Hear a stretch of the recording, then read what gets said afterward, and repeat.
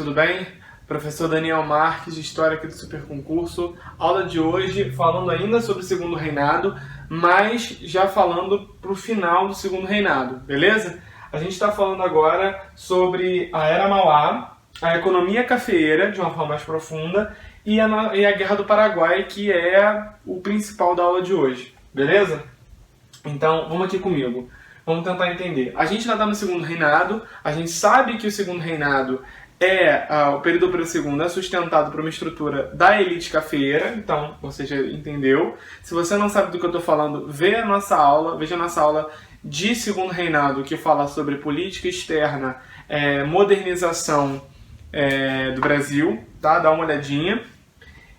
Se você já sabe do que a gente está falando, já assistiu as aulas, Segundo Reinado, economia cafeeira, sustentando o Brasil.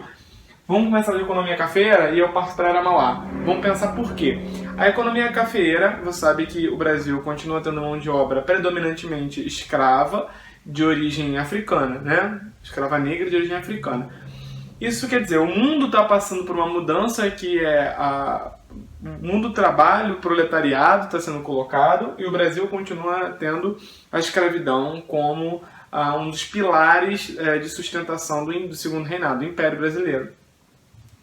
Então, essa produção que já foi do açúcar, que já foi do ouro, a exploração do escravo, passa a ser da produção de café. Ou seja, a produção cafeeira passa a ser o principal elemento econômico do Brasil. Já falamos sobre isso, né? Ciclo do açúcar, ciclo do ouro e o ciclo do café. Então, o ciclo do café é essa produção, a partir da metade do século XVIII, que começa a intensificar, começa a sustentar a economia brasileira. O café que é importante até os dias de hoje, sejamos sinceros, para a nossa economia, mas nesse momento aqui muito mais, sustentando o Império Brasileiro naquele momento. E, bom, basicamente, quem sustenta o café, quem produz o café nesse sentido são os escravos, e quem comanda os escravos é essa elite latifundiária, que sustenta o Segundo Reinado.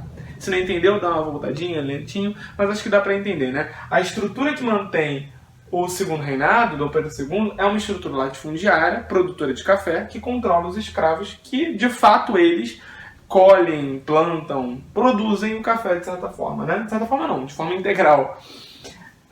Bom, e o que a Era Mauá tem a ver com isso? Bom, a Era Mauá, a gente chama assim por causa do Barão de Mauá, mas a gente pode entender como um processo de transformação e modernização industrial no Brasil. Essa industrialização no Brasil, é muito importante que vocês saibam disso, ela começa tardiamente e ela tem um vínculo direto com o café. Tanto que acontece principalmente em São Paulo e Rio de Janeiro.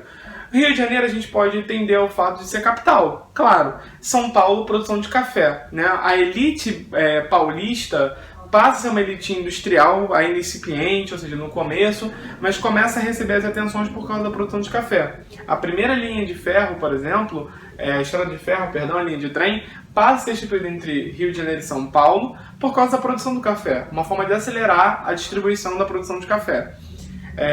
Se vocês não sabem o que eu estou falando, deem uma olhadinha, inclusive, sobre o Vale do Paraíba, que é um território, uma região que fica entre Rio de Janeiro e São Paulo, que é muito rica na produção de café. Foi e continua sendo, de certa forma.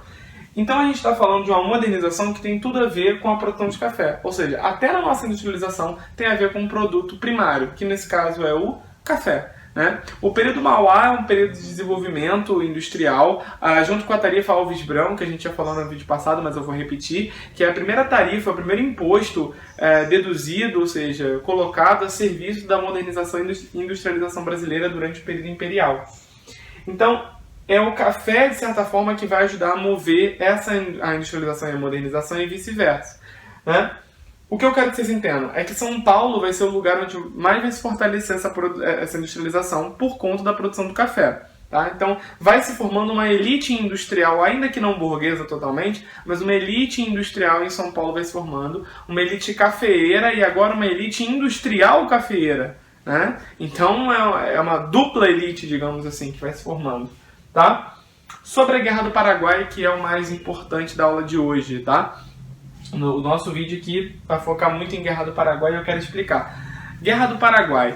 O que está acontecendo? O Paraguai, naquele momento, é um dos países que não tem saída para o mar. Então você tem a Argentina, Uruguai, Brasil, todos têm uma saída para o mar. E a gente está falando do século XIX. Então a gente está falando de distribuição de produção. A gente tem que falar por saída do mar. né? E, bom, não é o que acontece assim, que pena. Não, o Paraguai quer uma saída para o mar. E como ele vai arrumar? O Paraguai está começando a sua industrialização, por isso ele precisa de uma saída para o mar. Inclusive, é bem sucedido no começo da sua industrialização, da sua modernização. Só que o Paraguai é comandado por uma espécie de governo autoritário, liderado por Solano Lopes. E Solano Lopes quer uma saída para o mar. E a forma como ele encontra de conseguir uma saída para o mar não é nada pacífica. Ele vai invadir uma parte do território do Mato Grosso do Sul, que seria atualmente do Brasil, né, no Mato Grosso, e vai também invadir o território da região da Prata, que fica que banha o território de Argentina e Uruguai, para assim conseguir uma saída para o mar. Né? Então é assim que Solano Lopes decide conseguir uma saída para o mar, para dar vazão à distribuição, à produção que acontecia na industrialização incipiente no Paraguai, mas daquela forma bem sucedida. Bom, é aí que começa, a gente tem dois problemas principais. O primeiro é a invasão do território brasileiro e da ocupação do território da Argentina e do Uruguai. E o outro, o interesse da Inglaterra nesse desenvolvimento industrial do Paraguai. Mas, Daniel, o que a Inglaterra tem a ver com isso? Lembra que no outro vídeo, e se não viu, dá uma olhadinha lá, que eu disse que a Inglaterra só vai voltar a tentar relações diplomáticas com o Brasil depois da questão Christie, da Bill Aberdeen, na Guerra do Paraguai? Exatamente por isso. Por quê? O Paraguai ele começa a se desenvolver industrialmente na produção. E o que passa a incomodar? A Inglaterra percebe que se existe um país mais próximo da América do Sul produzindo, desenvolvendo, né? Ou seja, ele vai acabar adquirindo o mercado consumidor da América do Sul, que é grande nesse sentido. Ainda que não seja o maior, é um mercado populoso. Se a gente considerar o mercado, considerar os escravos brasileiros, futuros proletários, que era o que a Inglaterra esperava, de certa forma, a gente tem um boom de mercado consumidor, né? Um estouro de mercado consumidor. E a Inglaterra vê com maus olhos esse desenvolvimento. Então o que acontece? A princípio, a Argentina e Uruguai e Brasil vão formar a Tríplice Aliança. Tá? Tríplice Aliança. Daniel, nunca vou conseguir me lembrar. Simples. É só lembrar que a Tríplice Aliança é uma formatação dos únicos países da América do Sul que ganharam a Copa do Mundo. Olha que simples. Argentina, Uruguai e Brasil. Bom, pelo menos até agora, 2020, tá? Então a gente está falando de uma formação entre Brasil, Uruguai e Argentina, chamada Tríplice Aliança. Só um detalhe, não confunda com a Tríplice Aliança, tá? Não confundir com a Tríplice Aliança da Primeira Guerra Mundial. Beleza? História do Brasil, história global, digamos assim, vamos tentar dividir. Ou, pelo menos, vamos tentar entender que o nome pode ser reutilizado, tá bom? A Tríplice Aliança, então, nesse caso, Brasil, Uruguai e Argentina, vai lutar contra o Paraguai. Aí você fala, nossa, 3 contra 1 já é uma covardia incrível. E se eu te disser que essa guerra ainda tem um apoio da Inglaterra? E ela tem um apoio da Inglaterra justamente por aquilo que a gente falou. A Inglaterra não quer o desenvolvimento do Paraguai. Então é uma guerra de 3 contra 1, mas um asterisco, 4 contra 1, colocando o apoio militar e financeiro da Inglaterra em relação à guerra do Paraguai. Então a Inglaterra também tem interesse nesse processo. Bom, o resultado é que Solano Lopes é derrotado, o Paraguai é derrotado, e não só derrotado. O Paraguai é derrotado, mas a sua população é massacrada.